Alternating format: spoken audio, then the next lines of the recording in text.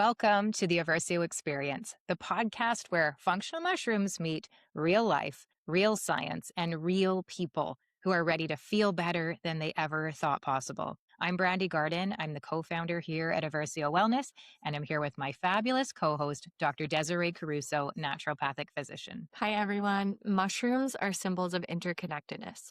And every episode, we are here to connect you with the health, the wisdom, and the science that fungi have brought us on our own journey to this moment.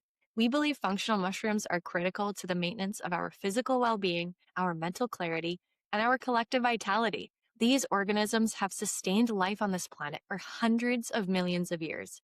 And it turns out they have a lot to offer us too. Yes, and our ancestors knew this. They had deep, intuitive, cultural connections to mushrooms long before modern science caught up. And yet today, in a world where we should know better, fungi remain understudied, undervalued, and wildly misunderstood. And that is exactly why we're here, because Eversio means change, and it's our mission to change lives through fungi. There's a mushroom for every moment. And we're so glad that you are here to share this one with us. Let's dive in. Hi, everyone. Welcome back to the Eversio Experience podcast. Today, Brandi and I are very excited for our guest, Andrea Ferguson. Andrea has been in the wellness industry for about 2 decades. She was a personal trainer, a nutritionist, and fitness studio owner before burnout forced her to completely reinvent her approach to life and business. Today, she leads the Fit Life Method Academy, a transformational coaching academy for women, and trains coaches in the holistic, trauma-informed method she built from her own breakdown. If you've ever achieved everything on your list and still felt empty, Andrea is here for that conversation. Andrea, welcome to the show. Thank you so much. Wonderful to be here. So excited for this conversation. We should also say Andrea is part of the reason that I'm here, which makes it part of the reason Dr. Des is here too, because I met Andrea at the very, very, very beginning of my journey as well. And many of you listening have read my book that came out last year. You might have read the name. If you're thinking, I've heard that name, that could be where it is, because she's one of the people that I talk about in the very early chapters of the book. And we'll get into that story as well. But if you're wondering, why is that familiar? We'll drop that in there right now. But I'm so excited to dive into some really juicy questions for you and how you've come on this beautiful journey to where we get to sit today. Thank you so much. I'm thrilled to be here, and it's wonderful to see the journey that you've been on and to see where you've come along the way. And it's pretty neat to be. It feels a little full circle here. It does. It really does. I'm not going to lie. I was fangirling a little bit, brushing my teeth this morning, like, wow, here we are. Like, I remember talking about this day all those days ago, and here we are. Okay, let's get into it. So you've been in the wellness industry, with some of the prior things that you've done for almost 2 decades. You've been a trainer, a nutritionist, a studio owner, and now you run a life coaching academy. If someone asked you at 25 years old what you'd be doing at this stage of your career, what would you have said? My goodness. 25, I had got my degree in nutrition, and I was feeling frustrated. I felt like I had all of this knowledge and this wisdom, and I wanted to give people the perfect plan. And I figured once they had the knowledge and the accountability and the perfect plan, that would be enough, right? And I realized pretty quickly that wasn't enough. And I was like, what's going on here? How can I help people? I really have this deep desire to help people and to help them transform their lives. Really originally coming in from that physical transformation. So at 25, I was feeling that frustration, and I had been introduced to someone who was an entrepreneur, and I'm starting to get that bug. Wow, this is really calling to me. This is really speaking to me.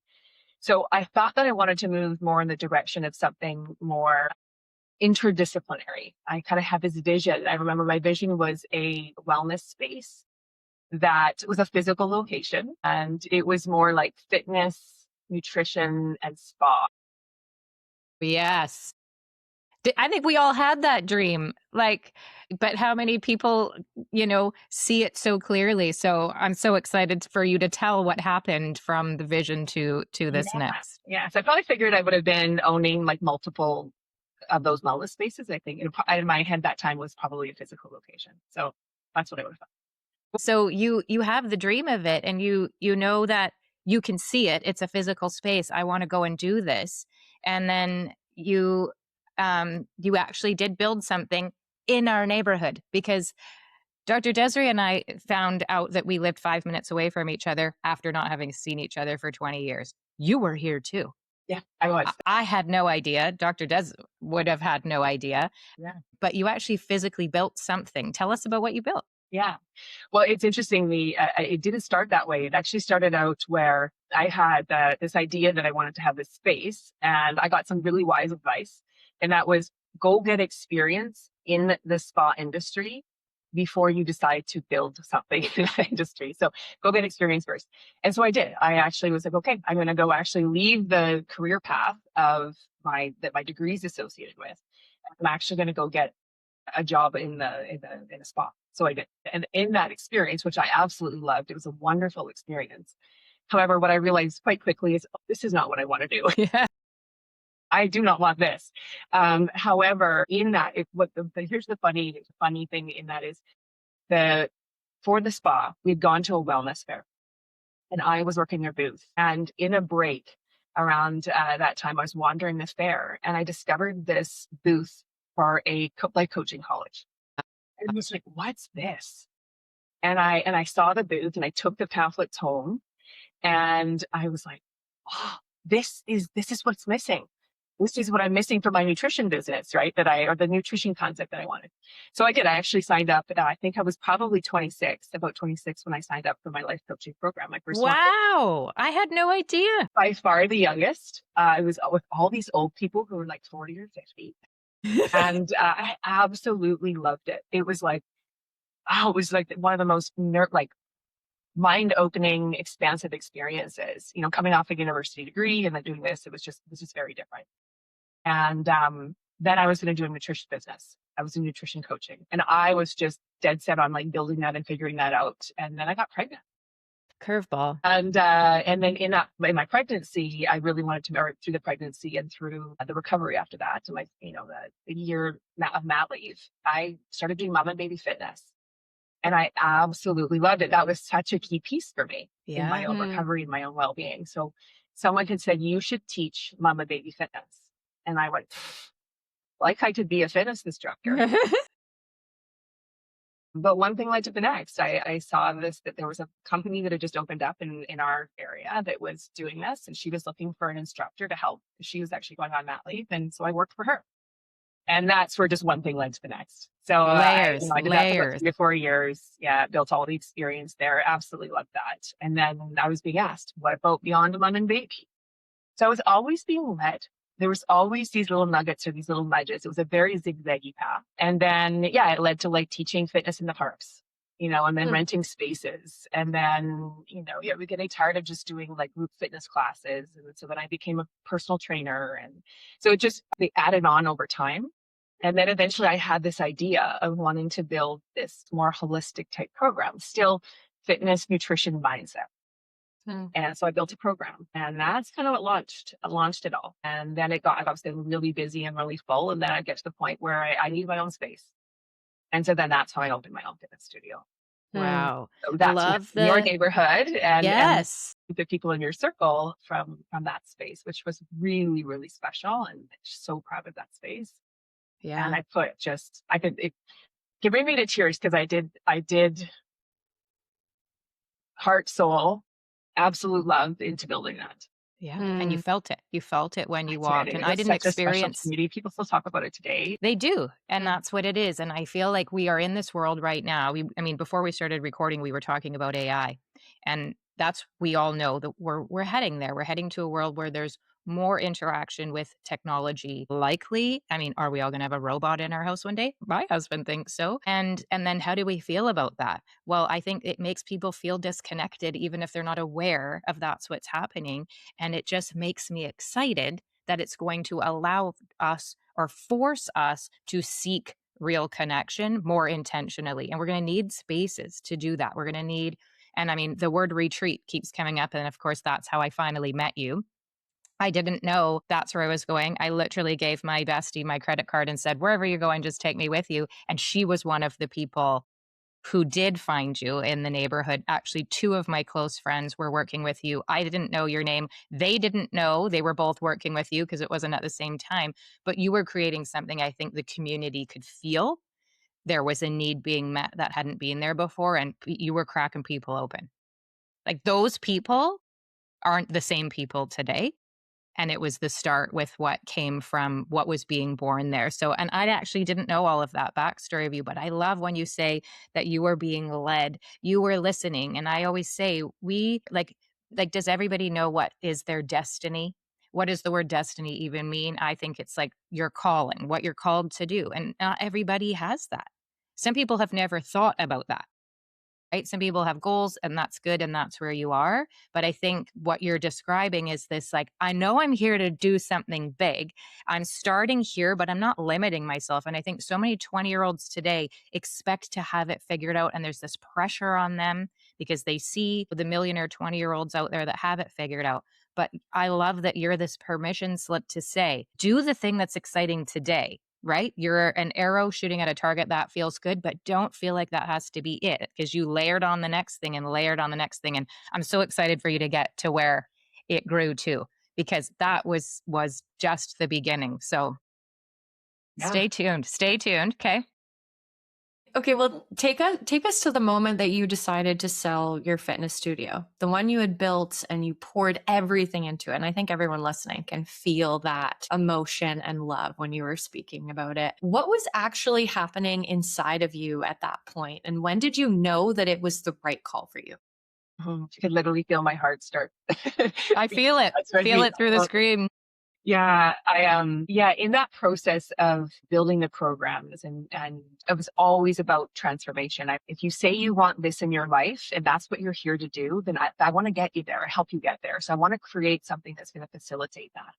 And what I started seeing really early on was same thing, is that we needed to do mindset, we needed to do more of it. There was something that was a sort of underpinning thing that seemed to be holding people back, or they're coming to exercise and they would like get relief from the exercise, but then they wouldn't be able to make the shifts like in their real life. It was, I could just see that there was just sort of this block. So I started building out a mindset program. So my first program ever was called Thrive. And it was a year-long mindset program. And it was really designed to help people develop the awareness and develop the kind of internal shifts that needed to happen to support the lifestyle transformation based on my understanding at the time. And I was loving that so much. I was so, like, I just wanted to spend all my time in that. People would say, why I come to you as a personal trainer? It's for the conversation. Yes. And I just wanted to do that. And so people are like, I feel like I should be paying you double. And I'm like, yeah, okay. Follow that energy. That sounds like a good thing. What happened is I started, I want to do events and I want to do retreats. And I started doing way more training. And all my training was in the inner stuff. So anxiety, depression, mindset, emotional regulation, nervous system, all that stuff over time. That is something that I did over time. And I got to a point where that's all that I wanted to do. But I had this whole studio. This baby. This team of 12 and this community that absolutely loved it. So I actually became very frozen. And I remember just being like, I could go to the work and do the coaching and I would just light up. And then with anything around the studio, I felt like almost numb. I felt so stuck. And I just kept trying to push through. Like, you have to just keep pushing through. People, again, there were little nudges. I at the time was, okay, I just got to make it more like holistic. We've got to pull it all together. And I've got to make it even more, right? I've got to make it even, really focus on the fitness and bring this in even more. So I hired a mentor and I invested significantly. And one of the first things she said to me when we were thinking about my program, she's like, fitness. And I looked at her like, are you crazy? That's who I am.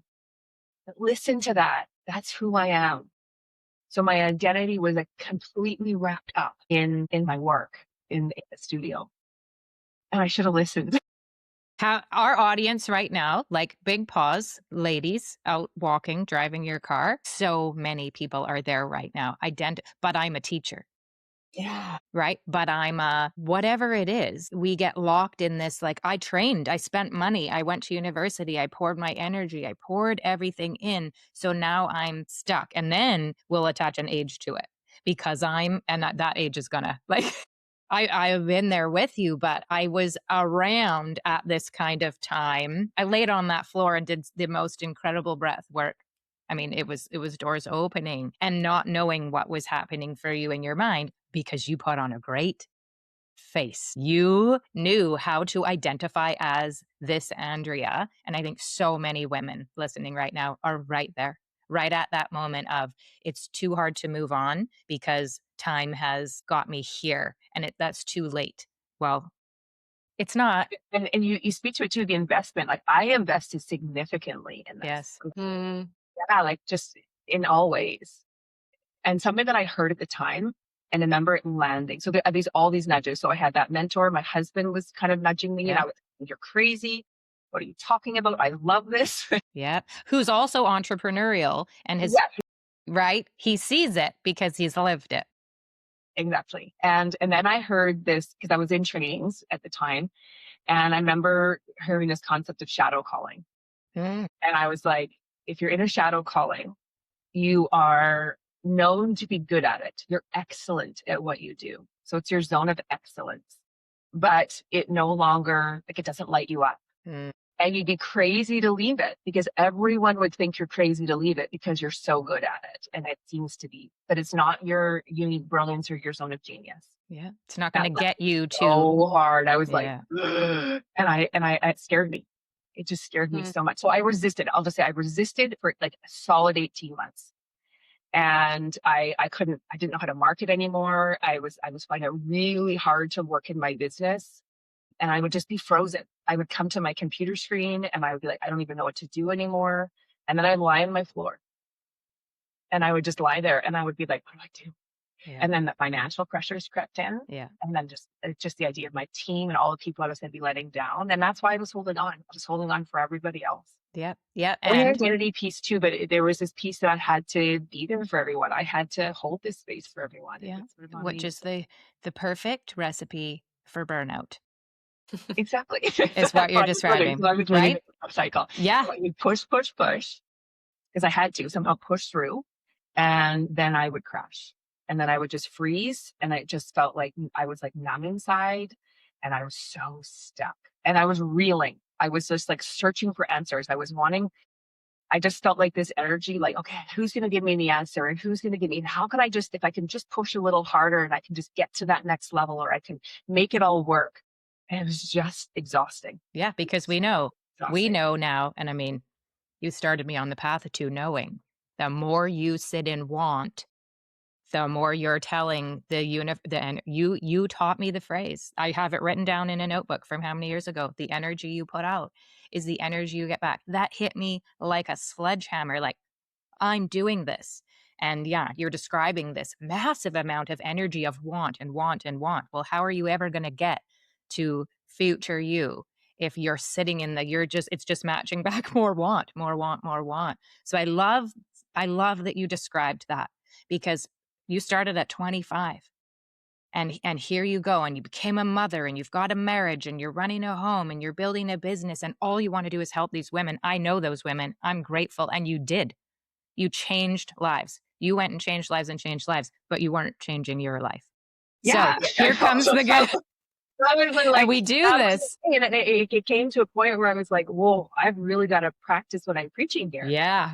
And so the moment that I finally admitted to myself, so crying on the floor in my office and just finally admitting it. And that moment of admitting it, that I actually wanted to sell it, was like, admitting it was just like, actually, it was relief, but also like, oh, I just permission. Like when you finally give yourself permission. And then I had to tell close people in the team. And for the most part, the response was super supportive. And then we cried. Yeah. We cried. And, yeah. It was really hard. And it wasn't necessarily, it was easy in the sense that as soon as I admitted it and I was like, okay, this is what now it will fall into place. Things started falling into place. Like all this. And it wasn't mean that I didn't have to navigate some tough stuff. And all of there was definitely some challenges in that ending. But I had enough skills at the time to be able to navigate those mostly. And yeah, it was like anytime that I was resisting something, something would hold up. And then I'm like, okay, I got to do the hard thing. I've got to do the next piece. And then it would just melt away. And then would open. Yeah, because it's not an ending. You're describing a beginning. I know. And so And we right? Like that transition is the amazing. transition, yes, we have to get to that. And I think people think that when I decide to change, it's going to be, I mean, what do I say, Dr. Des? I say this like, you're going to just, get up the next morning and walk to work on a rainbow sidewalk and come home riding the crest of the wave and everything's going to be great. It's not that. When you decide to change, it's going to be so hard. Everything's unfamiliar. Everything's different. Everything's the unknown. All of that old comfort goes away and you're at the beginning. But if you're on the path toward what you're meant to do, you can handle being in that. We call it the river of change. You can handle being in there because there's something else driving you. There's something else that you see it. You feel what it's going to feel like when you get there, and there's a new energy to you. So I think you just gave everybody listening a permission slip to, like, okay, don't all go quit your job and then call us. But legit, people quit their jobs. I'm one of them. Yes. I was a teacher then, and I'm not now. And I think that's what happens when we watch. I mean, you gave everyone else permission to do it. And then it was like, okay, now I've seen it works, and now I'm going to do it. For sure. And I think something what I want to call attention to, you said you're right. There's new challenges. There's an unfamiliar, there's a new normal that you have to establish. There's a navigating that transition, but that can be done with so much more grace and ease than you might realize. Yes. You know what was so much harder? What was so much harder than any of that was staying stuck and like forcing myself to stay. That was so much harder because there was no movement. I was forcing, and it felt like working against a brick wall. Yeah. But when I actually made the shift, there was movement, there was momentum, there was possibilities, there was new things coming in. It was like release. And so, yeah, I had to navigate that, and I had to re-identify and refigure out who I was and all of that. And but that was like, there was something so rewarding about that. Yes. Who am I now without having to I think it's a deeply rewarding process. So I think we're so scared of that, but I have never regretted that choice for a single moment. Not an ounce. Do I miss the people? Mm-hmm. Absolutely. Do I miss the people? Do I miss some of those connections? Yes. And also, it was the absolute right choice for me. No questions asked. Yeah, sometimes the biggest change and most transformational change comes from the hardest decisions and walking away, because there were a lot of things that you loved about it. The people, and you did love an aspect of the identity and what who you were, but it was just part of your evolution. It was, a layer you needed to shed and say, I love this part of my life and I'm going to miss it, but I'm going to love the next part even more. Right? In your coaching program. Okay, let's transition into some of your coaching program, because I know Brandi has spoken so highly of her work with you and, just all of the friends that we have in common who have worked with you. You call what you teach a holistic, trauma-informed coaching method. And you use that phrase very intentionally. I think you're very intentional in general. But for a woman who has never heard trauma described in the context of her own high-functioning, successful life, what does trauma-informed actually mean, and why does it matter for her? Let you bring this question up. Trauma-informed means that we understand that our past experiences can shape our current reality. They shape our current responses, they shape our current behaviors, they shape how we're showing up in life. And that these behaviors or these responses or patterns that we're experiencing in our life are adaptations. They're often intelligent adaptations. They're forms of protection. They're not something that's wrong with us. And they're not necessarily something to fix, like I have a problem that I need to fix about me. And when you start to look at, someone from the lens of, okay, so, why is that happening? Or what happened to you, to help you understand why someone is behaving or responding or showing up in a certain way. That's a completely different lens than looking at a behavior as a problem to fix. Quite often with a coaching approach or traditional coaching approach is there's often pressure, intensity, willpower, pushing through, no excuses. And a trauma-informed approach is more about developing inner capacity. It's about meeting the client where they're at and their internal readiness. And it's about developing a sense of safety so that we can shift, we can make shifts. And so it's about recognizing that patterns as adaptations. So things like people pleasing or overworking or perfectionism. We don't know anything about that. No, I don't know what you're talking about. You're not talking to anyone in our audience when you say people pleasing and perfectionism. What do you Well, those are mean? mine. Like That's what kept me in the studio. That's what kept me resisting. Yes. Yeah. People And don't even know so, they're doing it though. They no, don't even know. And I think just the word, I mean, take away trauma, informed. It's like somebody coming to work with you. The first thing you're going to do is make them turn around and look at themselves and gather this awareness of where, like, you're nobody comes to you because their life is perfect. Fair. no. They're coming because they want a change. They're coming because something's not quite right, and you're going to make them look at it. I'm going to invite them to. And they get to hang out with you. Yeah, and a trauma-informed approach is that I can invite you, right? And I'm not going to force you. And I think when we can take away the lens that there's not something wrong with you, that's Yeah. a really important piece. Yeah. And so often people feel like there's something wrong with them. And I'm like, no, you've adapted brilliantly to your environment. Yes. That's all that's happened here. And if those adaptations are no longer serving you, and in some way they're even causing some destruction in your life or keeping you stuck, then let's Yeah. take a look at those patterns. Yeah. And then how can we prioritize safety? What we have to do is we have to help you feel safe in changing, Yeah. right? And so we have to work at the level of the nervous system. It's not just mindset, it's not just behaviors. Yeah. You're It's not right back to the body. feeling. Yes, right? And so Right? there's this piece where I Oh, was it like, turns out it's all your connected. body, but it's on a very internal level. Yeah. And that is the key. I think I always sort of believed at first that it was if we could change it from the outside, there's this more external approach. However, real, true, lasting change requires us to actually develop the internal capacity to handle change, right? And we have to do that through a gradual build. Yeah, but people want it right now. Yes. Which is why, like, okay, I'm going to go back for a second because I'm just thinking of this mutual friend we have who's going to listen to this episode and go, but I know that that person walked in your door to lose weight. That person's life is abundant at this point because that person did not know that that wasn't what they needed.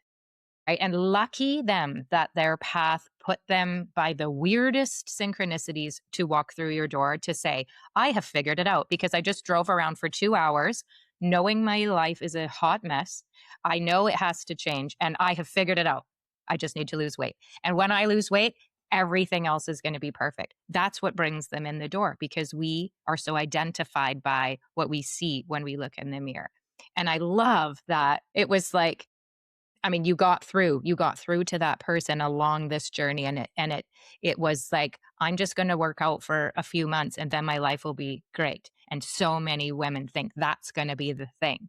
And it's never the thing. And I'm being honest and you might not want to hear it, but it's never the thing. It's part of the thing. And it is never going to happen like that. But the decision to jump into the hard happens like that. Then you're in it. And being in it alone, I'm going to say, is impossible. We can't do it alone.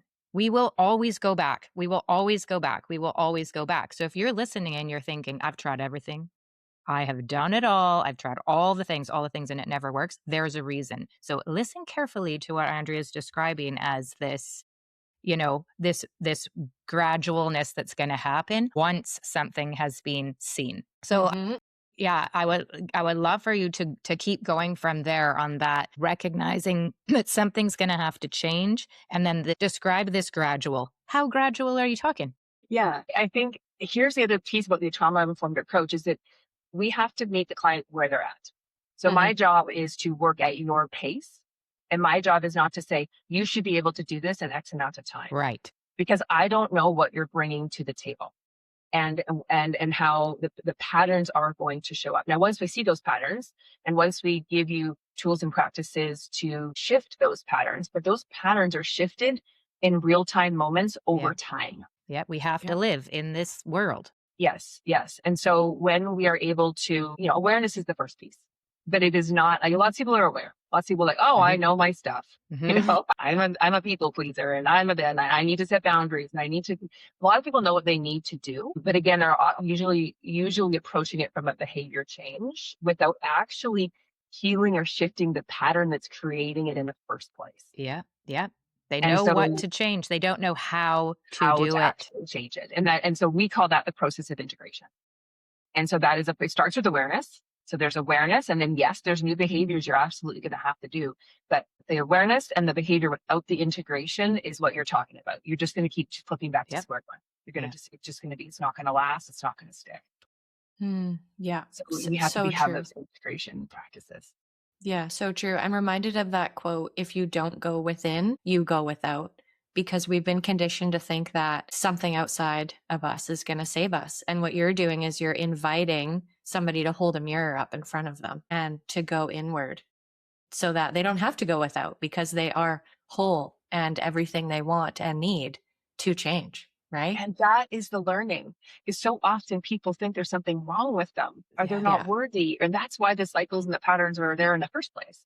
Yeah. And so what we're doing is we're just clearing that. Yes. We're clearing those things that are in the way of you seeing your wholeness and Yes. seeing the truth of who you are and seeing your brilliance and helping you operate from that place. We're clearing what's in the way of that. That's it. And when you Totally. clear what's in the way of that, the natural extension of that is wellness, is Yeah. wholeness. Yes. And so we don't have to fixate and focus on all the, like, when we fixate and focus on trying to control the behavior, You're just putting more attention on it. part of the pattern, the problem. The pattern is I'm fixating on the problem, not Yeah. actually, developing my capacity to show up in a new way that problem no longer exists. Yeah. Yeah. Yeah. And these tools that you talk about, and I think we'll get into it along the way, but when I have worked with you, and again, I met you at a retreat. So my appendix ruptured. I got that thing out, spent one day at home in bed, and my friends picked me up and brought me to you. And I had no idea what I was getting into. And there was going to be yoga, and there was going to be nutritious food, and there was going to be learning from you and incredible women and all of this. But it was the very first time I ever even had heard the words breath work. I'd heard breath and I knew work. I really knew work, which is probably why my appendix ruptured. But to put them together, I thought, I've literally just had surgery.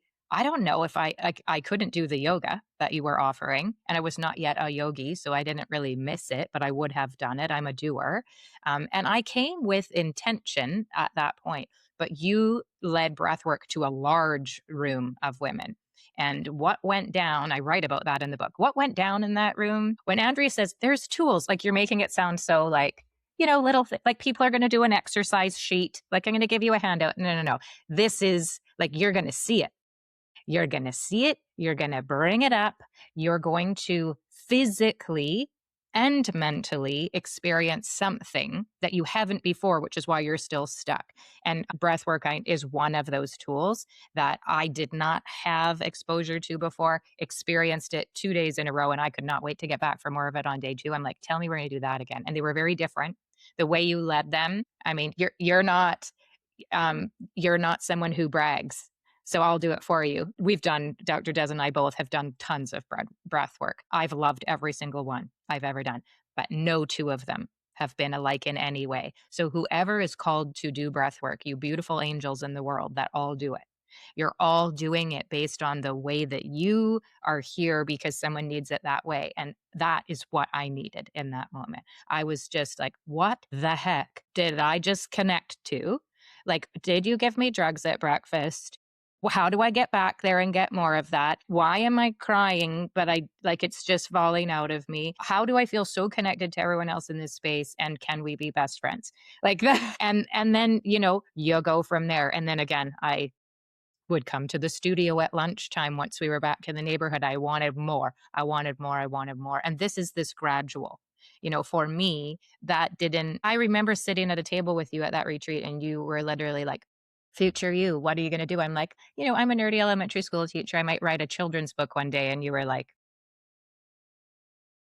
just go write the book, lady. You're going to do that. Like, you could see it in me. And as I see you talking, we can't always see for ourselves, but you have this way of looking at someone in their soul and knowing without them knowing it how abundant their life is about to become. And I think that, like, having someone hold your hand, and I think you literally held my hand at some point in whatever was going on. I knew it because I had somebody else there to believe in me. And it's not that I wasn't surrounded by a loving family and a great group of friends, but there's a different kind of knowing when you've done it, and you're this woman that almost is every woman, right? You've had, I think that's a Whitney Houston song. So I love that, description that you just gave of this getting to the place where we can start doing the work. Okay. For sure. Okay, going back to what you're mentioning about habits and thought process, and you talk a lot about default patterns in your work that you do. And these are really these invisible grooves that women get stuck in, even when they're working incredibly hard. What does a default pattern actually look like in the day-to-day life of a high achieving woman? Like, can you give us a very concrete example for our listeners? Yeah, absolutely. Absolutely. So I'll give you a little bit of context about a default loop. So essentially, we learn at a very young age, like who we need to be in order to be significant, feel significant, to be accepted, to feel safe, and to be loved. And these are just core human needs. And so we come into the world as we call it our core self, and our core self is just the true essence of who we are. It's our purpose, our passion, our uniqueness, or your spirit or your core self, whatever you want to label it. And because we come into this human experience, and, our caregivers and our parents, the people around us are human. We come to learn who we need to be in order to be significant, to be safe, to be loved, to be accepted. Instead of just being who we are, we morph. We appease, we please, we perfect, and that's where the patterns start. There's the perfectionism. Yeah, and it's who do I need to be in order to? That's the Yeah. question we begin to to design our life by. And we call there's 5 key self-worth traps. So we call this the hustle for worthiness. So I'm worthy when. And that's what's basically running our lives. And the 5 key self-worth traps that we talk about are achievement. So this is being productive. This is accomplishing. This is achieving. It's performing. It's behaving well. It's your appearance. It's how you look, how polished you are, how in control you are. It's your status. So the level of success, maybe who you know, what you have, sort of measured by outward measures. Caretaking. So it's putting everyone else first. So I'm of value when everyone else is taken care of first.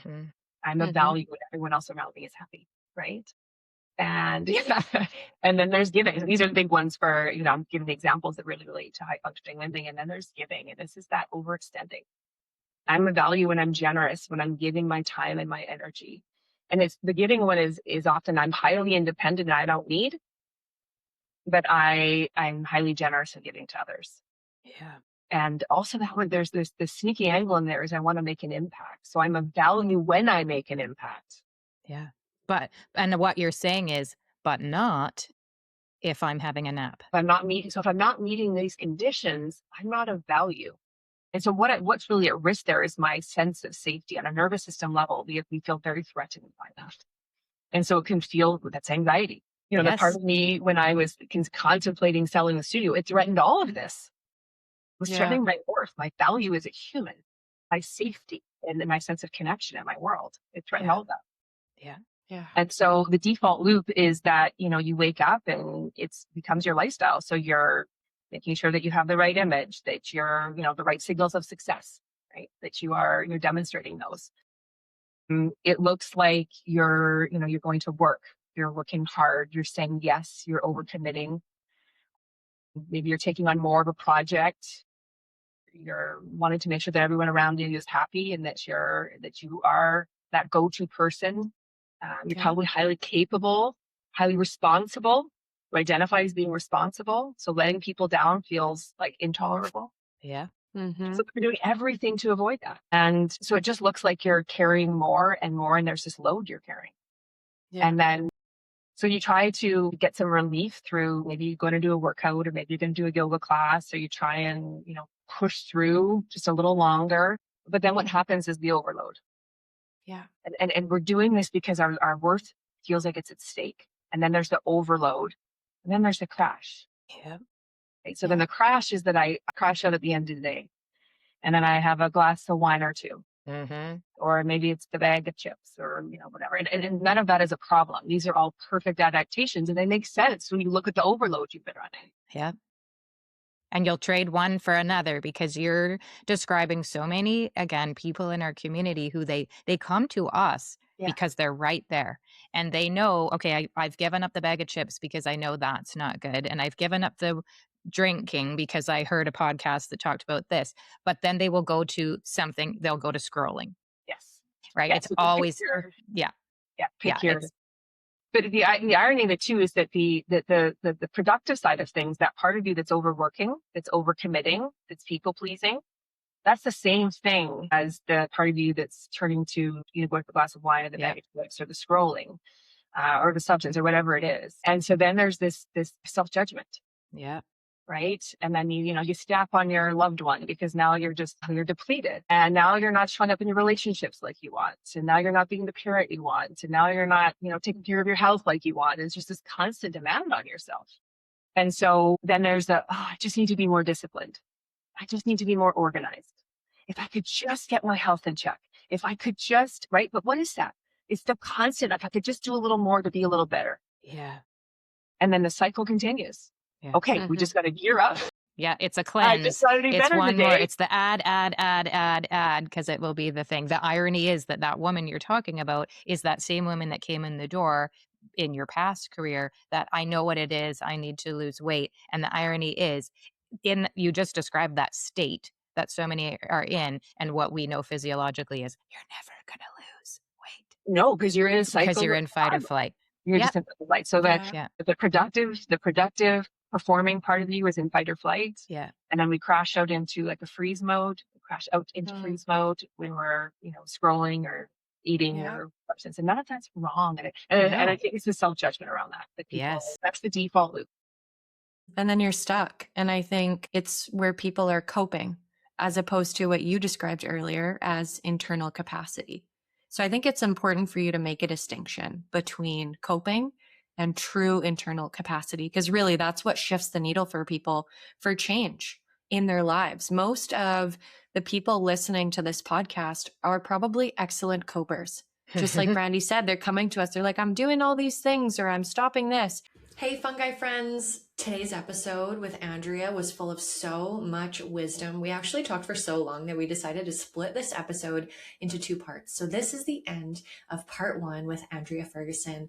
Stay tuned for episode 52. That'll be part 2 of our conversation. We cannot wait for you to hear this. So much wisdom. What a heartfelt conversation with such a lovely human. Can't wait to see you in the next episode.